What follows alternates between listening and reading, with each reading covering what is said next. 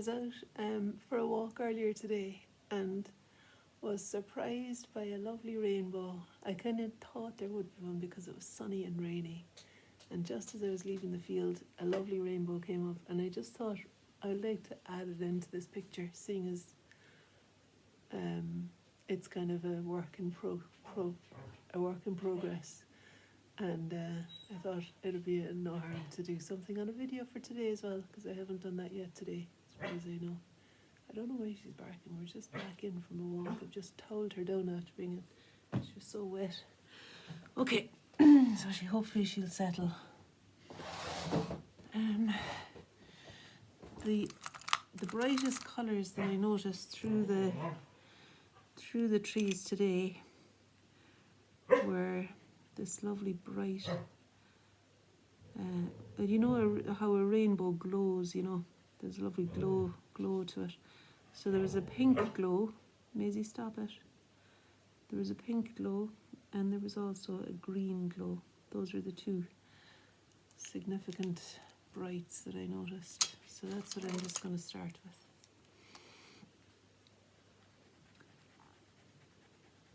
It's really just an excuse to get myself going on this as well, you know, to start doing something. So I'm going to leave a space between the pink and the green, because there was also yellows and oranges, and you know the way.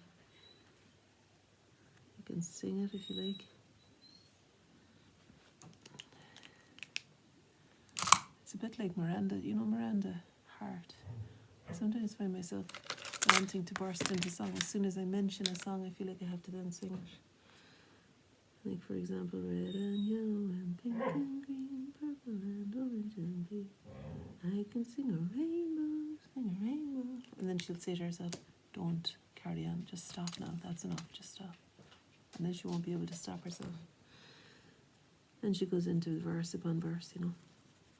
But I don't know any more verses, so you're just gonna have to live with the single rainbow verse that I've just sang to you. Aren't you lucky?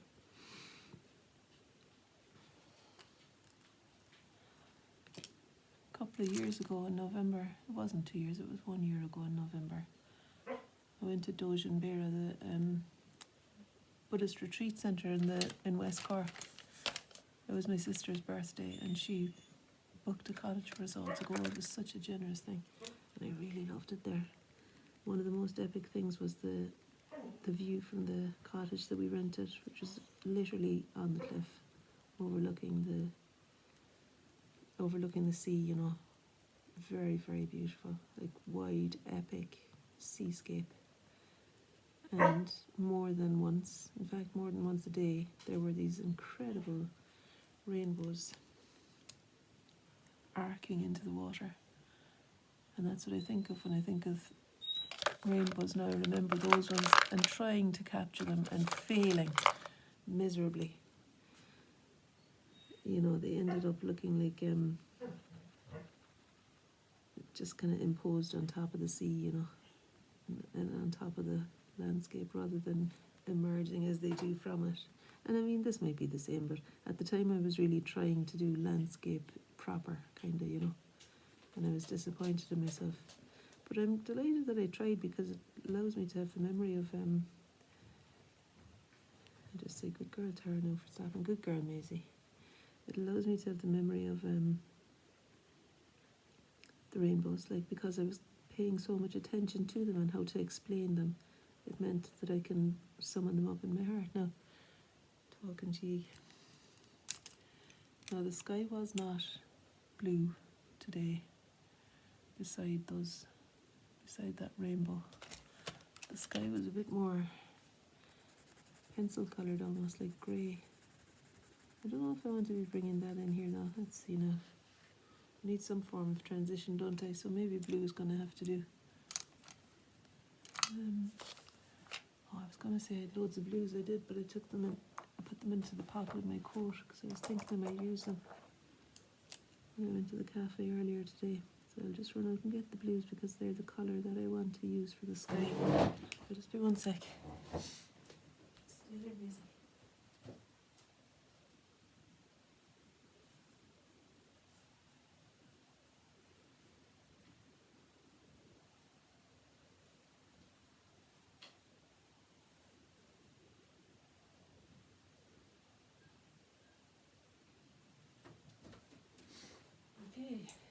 there.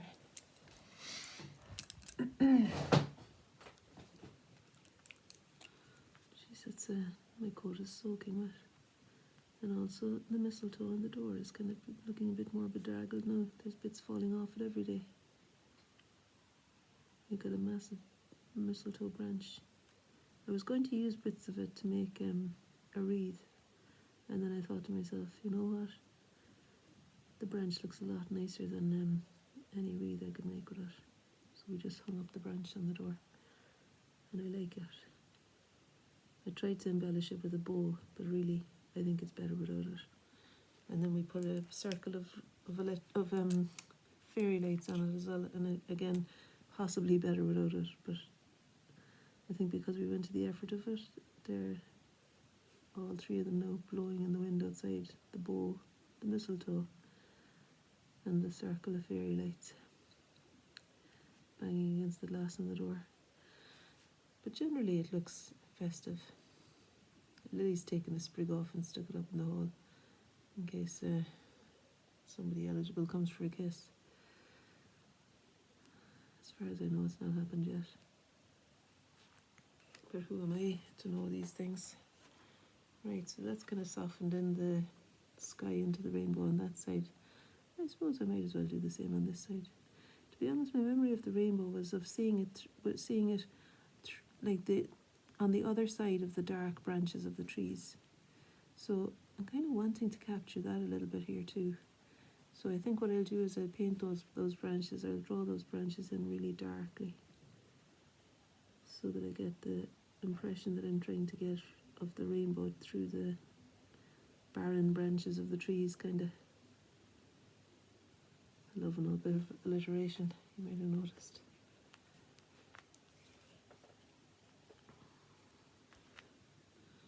Okay. Yeah, the barren branches. Okay, let's see now. So, what have I got? It's a kind of pastel pencil that's brown, but it's even a sharpen. It's just going to irritate me now trying to get that out. This wouldn't be as dark as what I remember the branches being, but I like it. I like this colour. This is more the colour of the withered dock leaves. I was trying to find a word to describe that colour today. It's not exactly Van Dyke brown or burnt sienna or crimson. They would have been crimson in autumn, in August. The leaves of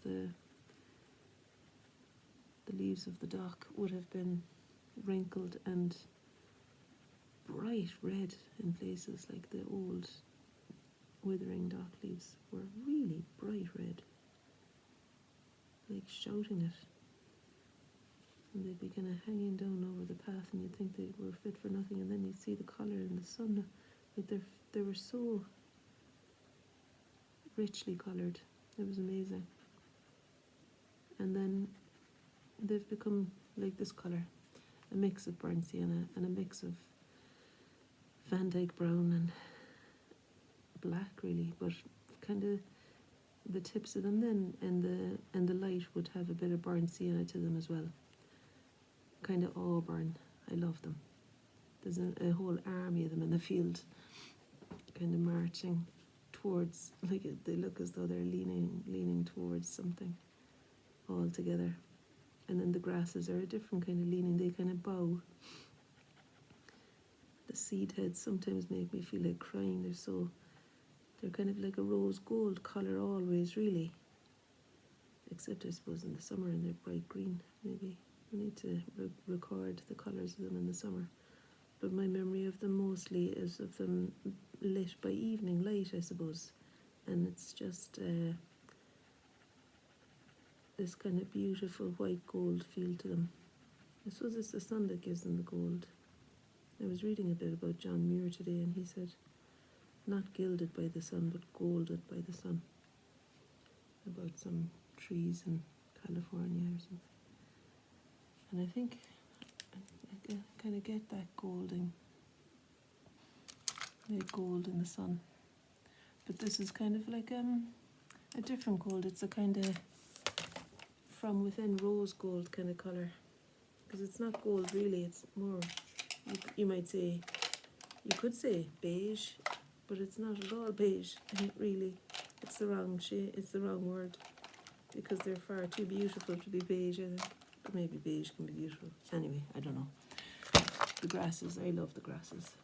There's an artist who I met at Marchmont, Martha something, who does really beautiful cut digital images of grass and different things, but she has a way of cutting them out. So they're three-dimensional cutouts. Really, it sounds strange, but they're very beautiful. And she has studied the same stalks of grass for each season, and has an example, has a piece of art made from, inspired by the grass in winter, spring, autumn and summer. Spring, summer and autumn. I'm trying to find the darker brown and I'm failing, so I'm just going to go with black for now. Anyway, these cutouts are absolutely beautiful, and they really capture the grace of these grasses. I don't know the names of them or anything. I don't know the biology of it all that much, but I certainly feel their friendship bowing towards me, as tall as I am, as I walk through the path of them. Like, there's something sustaining in them, and just simply beautiful. Anyway, so those are the rose gold grasses. I haven't got any of them in this picture. I did put them in the picture I made yesterday with the moon. They're kind of bowing, the grass is bowing. I mean, I could put a couple in here maybe. Let's just see. Something like that kind of style, Really tall, and then just gently kind of bowing in the wind. And sometimes looking really bedraggled, like they might be tonight now, like with the rain and the driving rain and the wind, but still leaning kind of together. It feels like there's a camaraderie in these grasses, the clumps of them, kind of like families. And there's a certain loveliness in them, Even some of them are kind of half bent and cracked, and still beautiful. Anyway, there's a nod to a few of them there. I probably shouldn't have done them with the black, because this black isn't waterproof, and if I want to colour them in nice and bright with my rose gold, I might have a bit of trouble.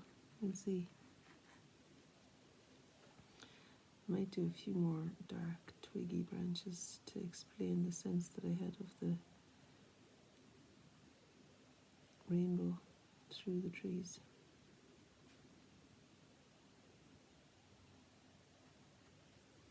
I mean, an expert watercolourist now, like maybe James Morrison or somebody, could capture that rainbow. I'll look him up. I'll look up and see if he's got any rainbows in his landscapes, because I'm sure there's a way of explaining them to give the feel of that kind of liquid light.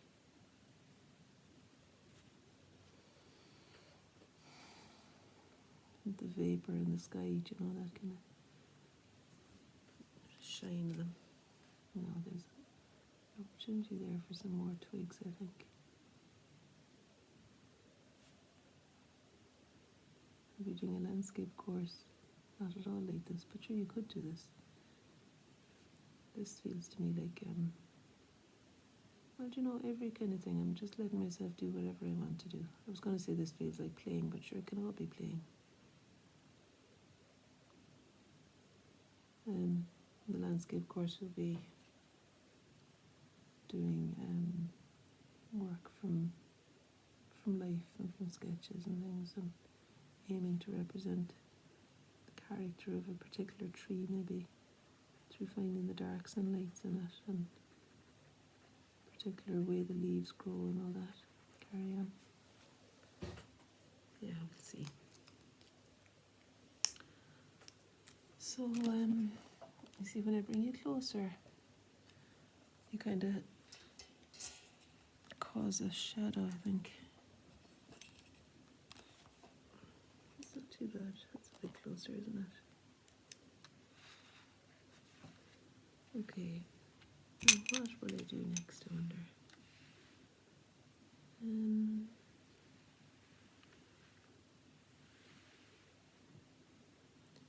Here, sure, I might as well put some colours into these patterns. The jug is in the fridge. I've been using it for milk. The jug Erin gave me. This is Erin from a drawing I did of her on Christmas Day asleep. I know the hands look a bit strange, but she was kind of convoluted in the couch, and Lily was lying here underneath another quilt, and I was actually leaning on Lily when I was doing the drawing. But Erin, her shoulder might be there, and there's a bend in the elbow there, and her hand covering the other hand. Anyway, she gave me this beautiful jug for Christmas, along with other things. And it's a William Morris design. And so I decided to include some of the drawings in the picture of her from the jug. And as I say, it's in the fridge, so I'm just making up the colours, but I do remember there being a lovely purple. And I'm not putting myself under pressure to faithfully represent anything. From, in a kind of a realistic way, I suppose, or a kind of photographic way. I'm not putting myself under that pressure to do that at all. If there is an intention here, it is to allow my imagination free rein, full free rein.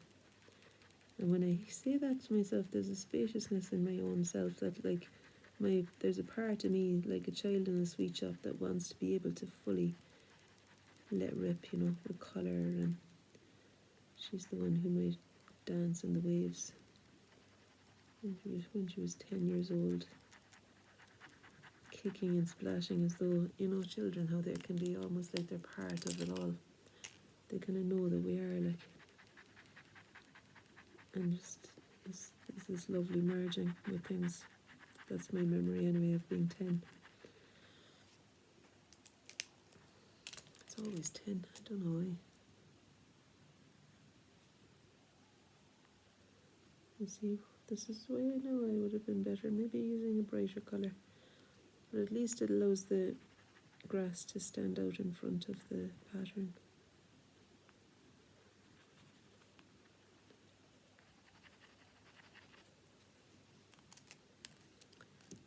I do another little bit to this one over here too.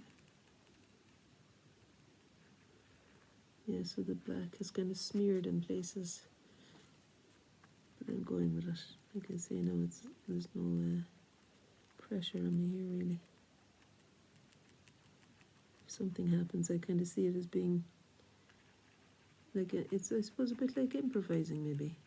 You know how it's always a yes, whatever the person says. If you're improvising as an actor, as an actress, an actor, you end up just going with whatever the person before you has said. Without, you don't question it. You just kind of think, yeah, that's great. So that's what I'm thinking. Every move I make, I'm thinking, yeah, that's great. I can work with that. And it's a lovely attitude, really, for anything, I think. If it's possible. I'm sure it's possible in a drawing. It's easily possible in a drawing. To just say, yeah, that's fine. What next? With the attitude of it's good enough, exactly as it is. It's good enough for now, and move on. And it might be that you move on to something different, a different part of it. If you get a bit stuck in one part, like I feel now, like I'm just pushing forwards, and I might make things a bit ugly if I keep talking the way I am. But sure, it doesn't matter again, does it? It's funny, this drive for success, the desire to make something that's appealing. But sure, I think we, as human beings, do respond well to beauty. Like Matt Haig said in his book Reasons to Stay Alive, he said, our natural response to beauty is love. And so I suppose we do seek out the beautiful, The beautiful colour, the beautiful smile, the beautiful skies. Because it makes us feel good. And it's a kind of a dopamine hit that isn't destructive for us. I was listening to Nigella Lawson last night because I had looked up how to make, I wanted to make a lemon polenta cake, and I did make it from her recipe. And, I changed a couple of things, so it might be that, but it's nice, but it's a bit dry. It wasn't exactly what I expected it might be. Anyway, when I was looking up the recipe, I heard her say she must have a book out about making cakes, because she said, in sugar, sweetness is a way we celebrate life, something like that. I just thought that's nice. Give ourselves permission to have a bit of cake. I'm saying that now because I'm about to go and have some of that lemon cake myself and relax. It's just me in the house tonight. The girls are both out. Erin's working and Lily's out for food with a friend, so I can do as I please regarding dinner. Not that I'm a gourmet chef or anything. If the girls hear this, they'll be like, that's what you do all the time. Do what you like regarding dinner. No, they wouldn't say that. But I might just have a cup of tea and some. Do you know what I made yesterday was Irish brown bread from a friend Cleana's recipe. So if you're watching, Cleana, thank you very much. I've been wanting to. I tasted hers in Dublin earlier in the year, and it was so delicious. I asked her to send me the recipe. She did, and I finally made it yesterday.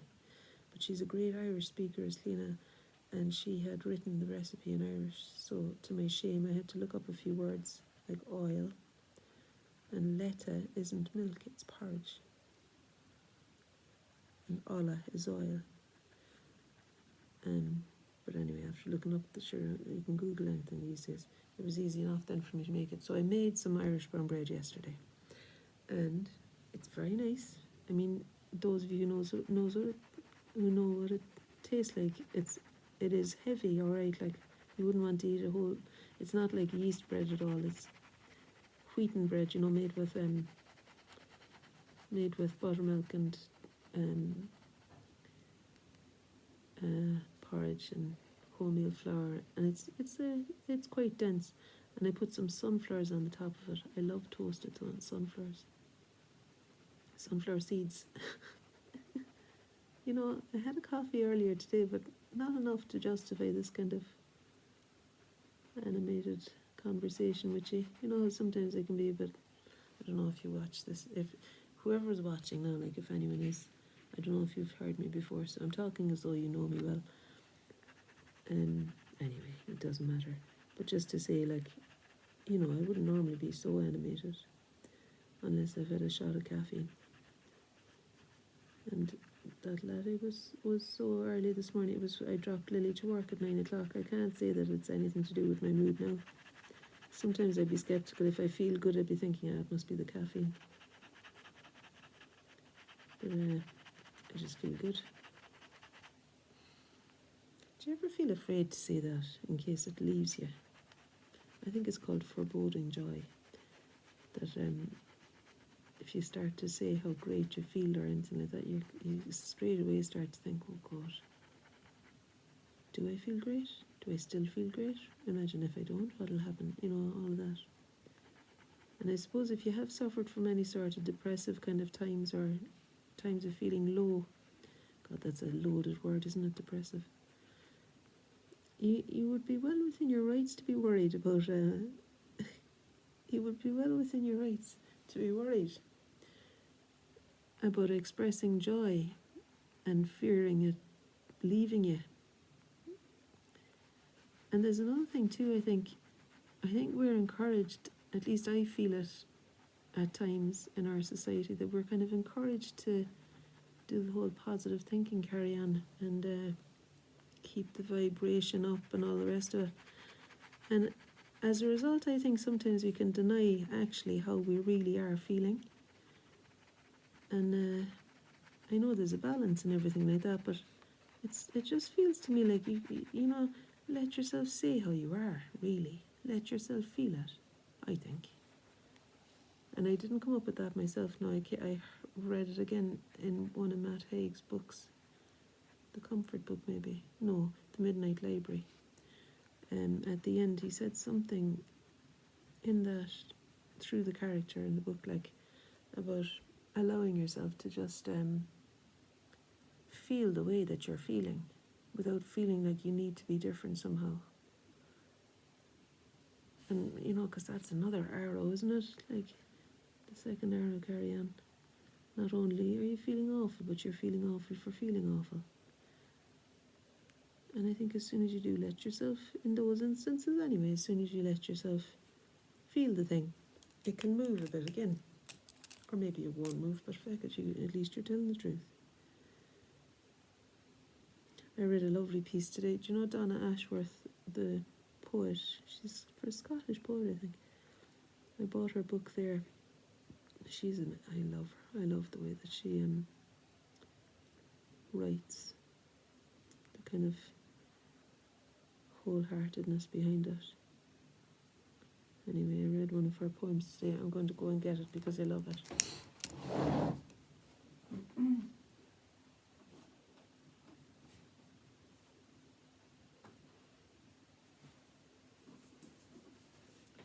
So this is her book. It's called Wild Hope, Donna Ashworth. And the poem, the piece that I read today, I don't know, was it called a poem even?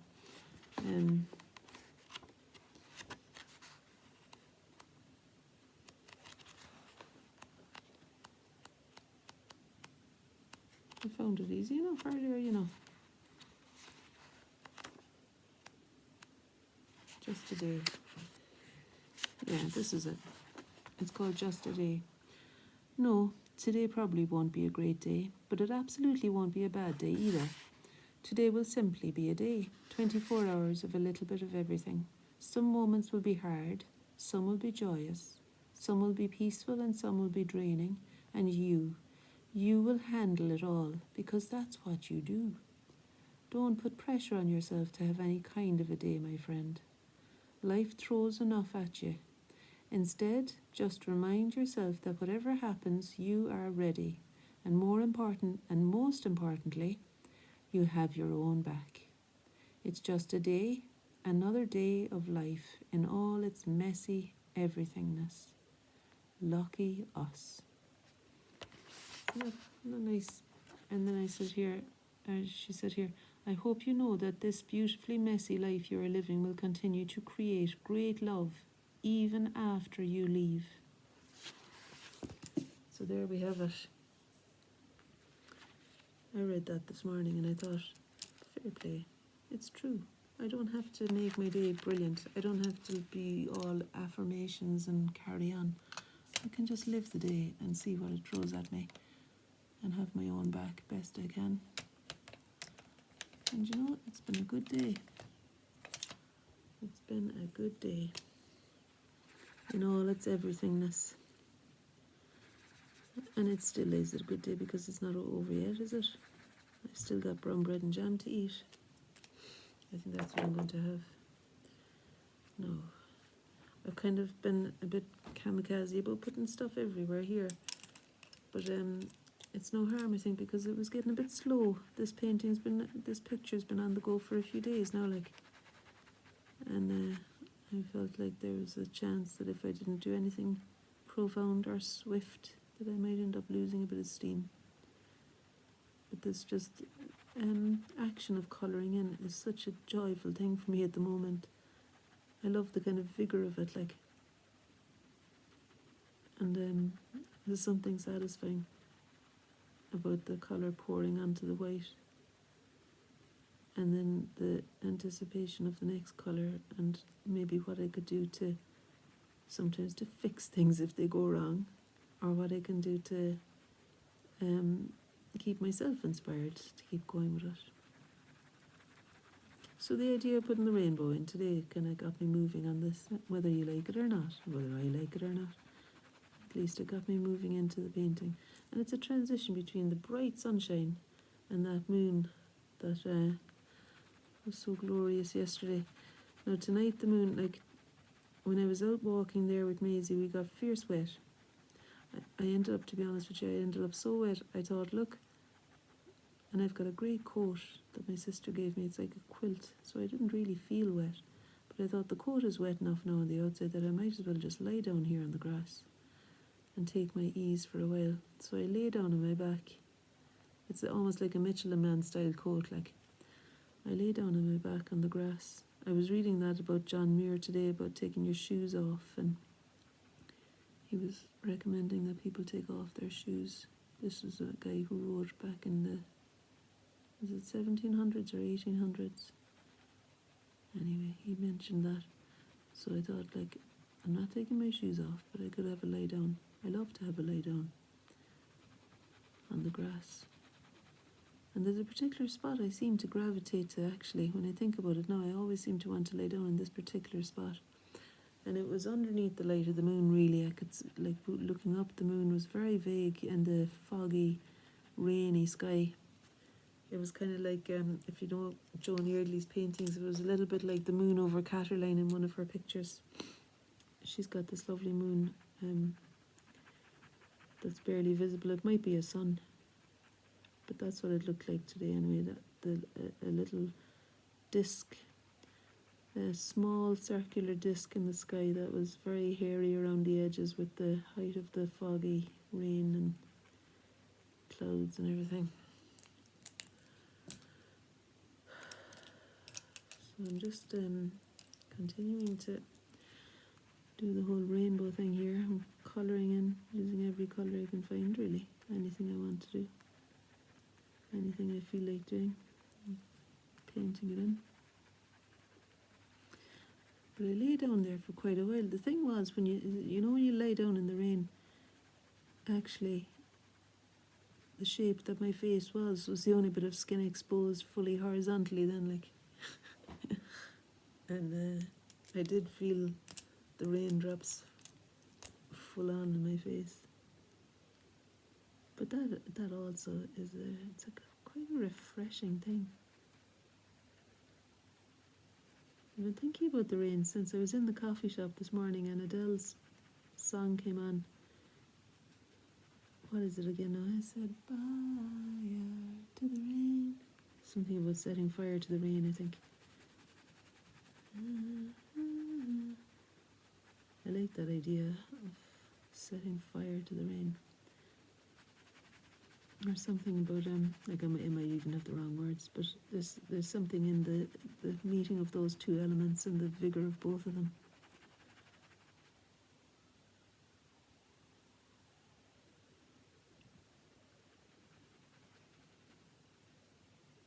And of course, it'd be kind of hard to set fire to the rain, wouldn't it?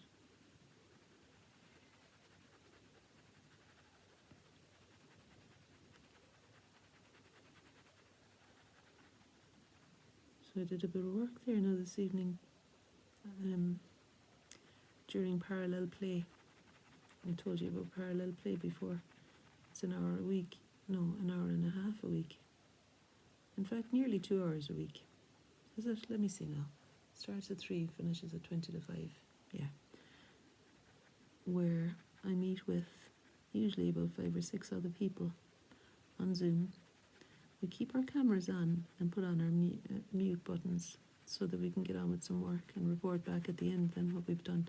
But we start off by saying what's new and good and what we're going to do for the session. And then at the end we report back in. Each one reports back in what they did during the session and something that we're looking forward to. I love it. And it kind of means that I end up getting a finite time with friendly faces if I want to look at them.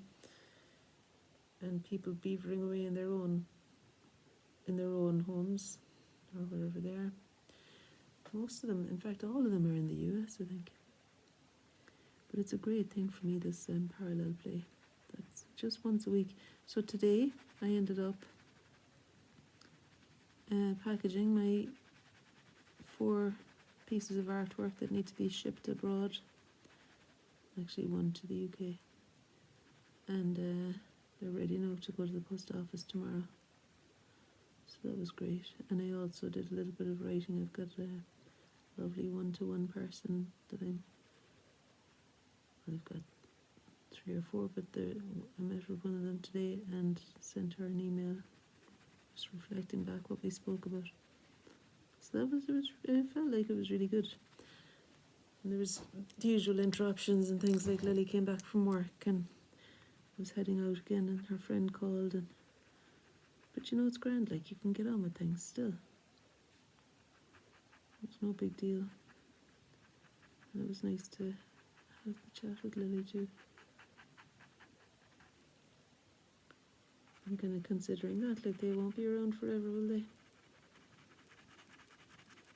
I mean, in this way, like in the house, you know, we won't be, might only be another year or 2 that we'll all be in this configuration, myself and Erin and Lily. And Hope is in Edinburgh, of course, but manages to come down and join us often. Thankfully, it's her birthday in January, actually. And Erin will be 21 this year. So when I was 21, and certainly many of my friends in Ireland, when we were 21, that was a big deal. I didn't celebrate the 18s so much, but 21 is a big deal, so let's ask Erin if she would like it to be a big deal for her and do something special for it. Like a Kaylee or something, never know. Speaking of Kayleys, I was thinking of bringing back my accordion with me the next time I go to Ireland. So it's a long time since I've really played it, and I'd like to pick it up and just give it a blast every so often, and maybe even join a session somewhere in a pub here in Edinburgh. There's I've heard about a few places where you can just go and play, and I've friends who are musicians, and I'm sure they'd point me in the right direction. I feel like a little bit like a Duracell bunny here, like just motoring on, not even considering what colours in my hands, just filling in any gaps I can see. And that's alright too.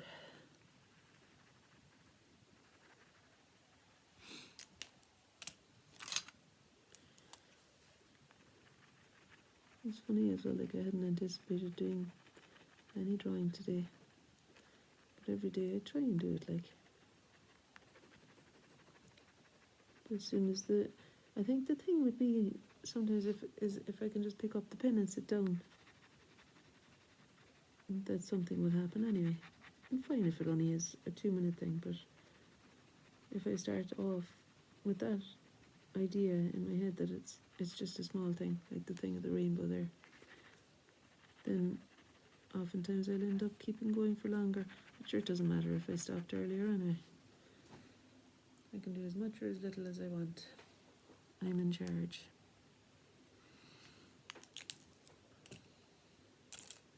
It's funny how it takes a long time to realise that you're it took me a long time to realise that I'm the boss of myself. Nobody's the boss of me.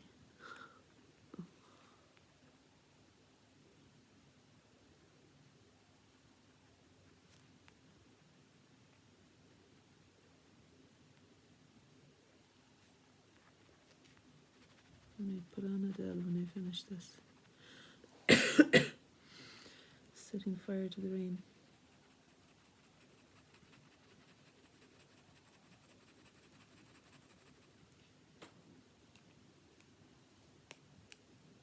It's funny, do you ever find that sometimes if you hear, like for example, I heard that song today and I was reading that poem that I just read to you by Donna Ashworth in the coffee shop today, and next thing Holiday came on, you know, Madonna, and there's a line in that that's exactly the same as the line in the poem. I don't remember which one now, but does that ever happen you where you're kind of delighted with yourself reading something, and then something else occurs that's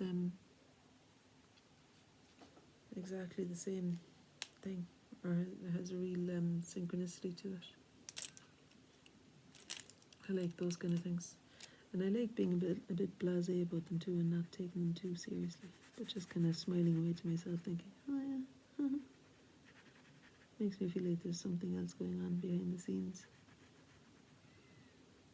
without having a clue what that might be really.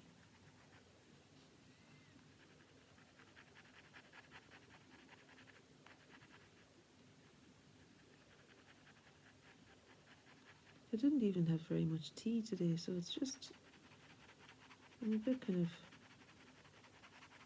interested where this liveliness is coming from, all the chat. Maybe it's too because over the solstice, do you know what I did? I had a solstice fire with some friends and released things that are no longer serving me. So maybe this that you're witnessing here is a new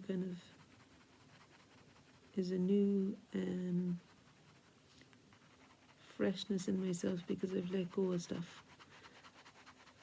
Or as my friend said, I've welcomed it into the fire of my heart. Anything that no longer serves me, it can relax now and let go.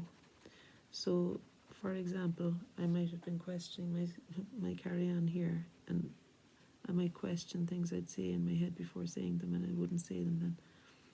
So that kind of self-doubt and analysing, kind of critical thoughts of myself, that was one of the things I put into the fire.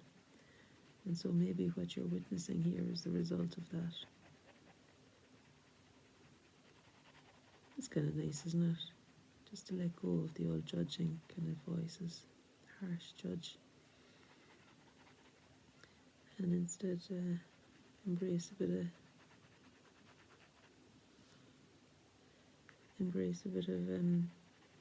chat.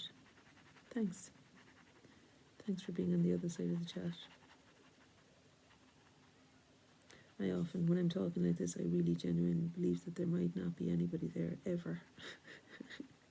And if there is someone there, that it might just because you kind of tapped into this particular spot in the video. Because and I do this myself when I look back over if I look back over any videos, it's just start and finish really. I kind of tap into the start, I tap into the end.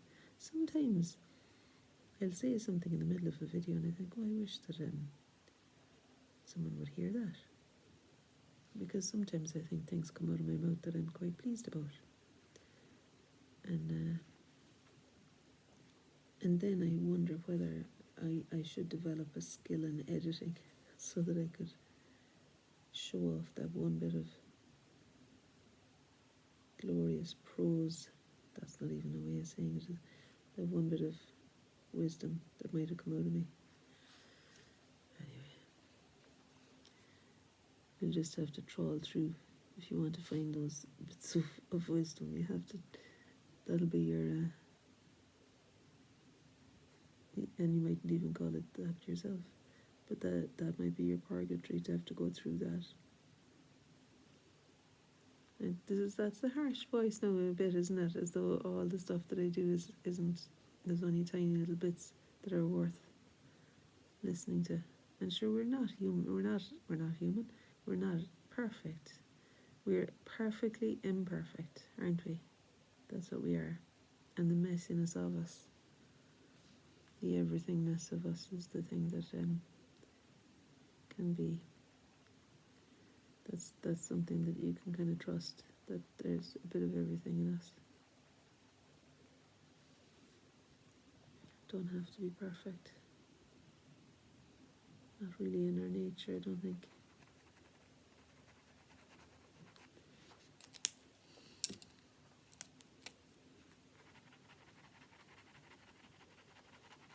I thought I might have stopped ages ago. I do feel alright though, looking back at in the last few years. I seem to have a memory of being, like, a lot of the time fairly grief-stricken, showing up at the video. I mean, I mightn't have really revealed that to ye, you know. I mightn't have said I'm in a terrible shape here, but it would have been sometimes a gesture of a gesture towards healing or some sort of relief or soothing, you know, to go and do a bit of drawing and have a chat about it. And I do remember sometimes being choked up kind of as I would talk and as I would draw, because it allowed me to access the thing that was impossible to feel when I was doing nothing, only sitting, wallowing in it. And sometimes I think what I remember is not knowing what it was, really not knowing where the sadness came from or what it was about, having no real particular, on that day anyway, you know, no very particular reason for it, but just would feel it, this heavy treacle, like stucky, I don't know, like walking through treacle. I remember it feeling like that, black, dark, and turning up sometimes to do a video and a drawing or a painting of something, and being choked up as I heard my voice. I suppose that's an extension out the way from that place, you know. You have been a little bit of a headland at those times when I felt all at sea, and it was nice to have those little glimmering windows in the houses in the headland, you know, to feel like I had some sort of destination for my words and my feelings. I don't know if I could say that that's exactly true, but there was something like that happened. And I would say rarely did I stop. You know, if I don't remember any time actually turning off the video and deciding I'm going to stop now or something, you know, as in deciding against it. It always seemed to me that it was a better idea to do something with colour, or to do some bit of drawing or make some shapes, rather than to do nothing. It was either that or jump into the reservoir in the freezing cold. That's another reset, a possible reset for me. Is it purple now? This might work.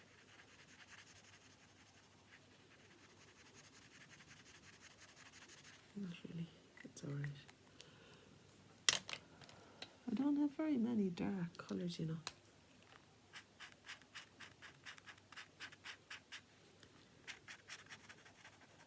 I haven't had a hankering to use dark very much, as you can see. But sometimes it is. Like, again, like Matt Haig says, the dark accentuates the light. So sometimes it is a welcome thing to provide some contrast for all the brightness. Do you know what that was now? It was long shadows cast by the trees onto the grass. I'd forgotten until I did them. But at least I can do the grass, the colour that grass is. And I leave the shadows purple because I kind of like purple shadows. Slightly Van Gogh kind of quality.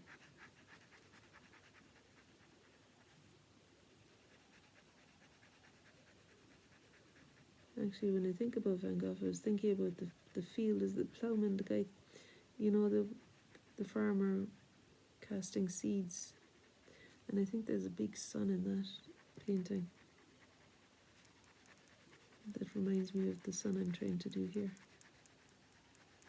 Reminds me of the radiant outpouring of it, like,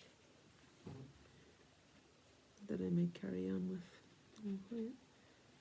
I think I'm just going to pretend that the tree is slimmer there, so that I can have some yellow on the other side of it too. After reminding myself of the Van Gogh and a field with that sunshine, I want to bring more sunshine in.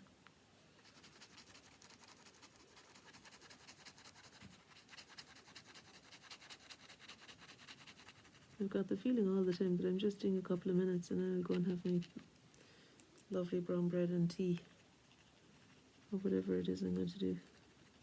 And I was maybe going to read, but actually I've done quite a bit of reading, and that kind of dipping in and stopping and stuff. And it almost feels like now I want to just sit down and watch something on the telly. Something kind of escape to the country-ish. I don't know. We'll see. I was speaking to a friend who's a creative writer. If I tell the truth, what she was actually the person leading a creative writing group that I wouldn't call her my friend. I'd love to, but I don't because I've only met her a few times. Anyway, she said that she turns on the telly in the evening and she doesn't feel bad about it because she reckons that actually, in order to stop, because she's got quite a creative brain, in order to stop, she just needs to have something that will allow her to switch off. And I feel a little bit like that myself. That I could do now with putting my feet up, sitting down with a cup of tea and watching something on the box. I think it is good though to decide what to watch before turning it on, because sometimes there can be too much choice. Even just to decide whether it's a kind of chat show, entertainment style thing I want to watch, or if it's an escape to the country. I haven't watched that for ages. I used to like Ben Fogle's. I'll see if there's one of them. Ben Fogle's, what's his thing called? Wild or something. You know, people who used to live in fierce remote locations. Escape to the wild, is it? I don't know. I seem to keep wanting to put the word escape into things. Anyway, I'm going to watch something like that. That's settled now. I've decided. I'm going to try. The only thing about Channel 5, and I think it's on Channel 5, is that you have to trawl through fucking, starting to swear and everything now. Trawl through ads. You know, before you watch anything, you have to go through the ads. That's why I watch the iPlayer more than that. But I'd like to see something like A New Life in the Wild, isn't that what it is? I'd like to see something like that, so, or even to revisit some of those brilliant ones. There's an awful lot of fantastic people, really, isn't there? There's a lot of brilliant people in the world. And sure, I suppose everybody's brilliant in their own way, in some way or other. No, I'm going to stop, I'd say. I think I've done enough with the trees and all that carry on there, and the rainbow. There's something happening here too, and maybe in the morning I might know more clearly what it is that I want to do next. Just notice that below the tree there's some gold, and above the tree there's none. Above the branch there's none, so I'm going to put some in. Looks like a different colour though.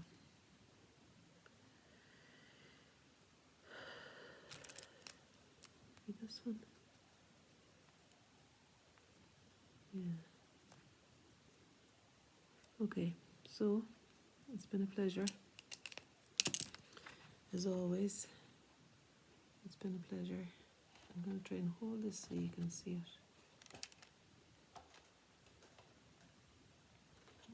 I'm not doing much good there, man. So I wanted you to be able to see the whole thing, but sure, if the iPad is just too close. So, let's say goodbye to you. And that's it there. It's upside down, I know, but it seems like if I'm looking at it upside down, so I'm probably standing on my head. I don't know. That is it so far. Oh yeah. I kind of like the trees, the web of the trees. And hand looks a bit weird, but we'll get that sorted. Something will happen there. It might be a collage over the hand or something. We'll see. I kind of like how she's holding her hand. The other one is out. And maybe I just need to explain the curve of the jumper a bit better, coming up to the hand there. That was a failed attempt at the hand underneath that piece of collage. Okay, I don't know if you heard any of that. No microphone in, but I thought that the iPad was close enough that maybe you'd be able to hear it. And it's nearly an hour on the 28th of December. All right, have a lovely, lovely few days before 2024 starts. And I hope that every blessing is showered on you for 2024. I'm going to end with Rumi. Just for a moment, quit being sad. Hear blessings drop their blossoms around you. And there's some blossoms in the background there. All right, bye.